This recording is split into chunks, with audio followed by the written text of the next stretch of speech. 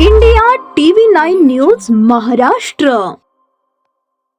राज्यातील स्थानिक स्वराज्य संस्थांच्या निवडणुकांच्या पार्श्वभूमीवर मोठी घडामोड समोर आली आहे. राज्यातील 12 जिल्हा परिषद आणि 125 पंचायत समित्यांसाठी येत्या मंगळवारनंतर आचारसंहिता लागू होणार असल्याची माहिती समोर आली आहे. त्यामुळे संबंधित जिल्ह्यांमध्ये राजकीय हालचालींना मोठा वेग येण्याची शक्यता आहे. आचारसंहिता लागू होणाऱ्या जिल्हा परिषदांमध्ये सोलापूर, लातूर, छत्रपती संभाजीनगर, परभणी, धाराशिव, कोल्हापूर, पुणे, सातारा, सांगली, रायगड, रत्नागिरी, सिंधुदुर्ग या जिल्ह्यांचा समावेश आहे.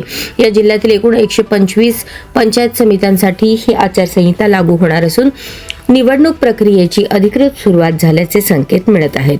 आचारसंहिता लागू झाल्यानंतर संबंधित जिल्ह्यांमध्ये नवीन शासकीय निर्णय, उद्घाटन कार्यक्रम, निधी मंजुरी तसेच प्रचारात्मक जाहिरातींवर निर्बंध येणार आहेत.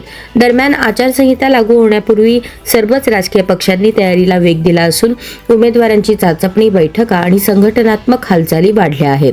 विशेषतः ग्रामीण भागात जिल्हा परिषद आणि पंचायत समिती निवडणुकीला मोठे महत्त्व असल्याने या निवडणुकांकडे सर्व पक्षांचे लक्ष केंद्रित झाले आहे.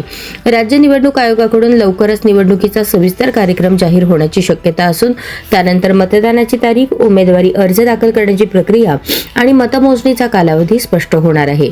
आचारसंहिता लागू होताच प्रशासन सज्ज होणार असून कायदा व सुव्यवस्थेच्या दृष्टीनेही विशेष खबरदारी घेतली जाणार आहे.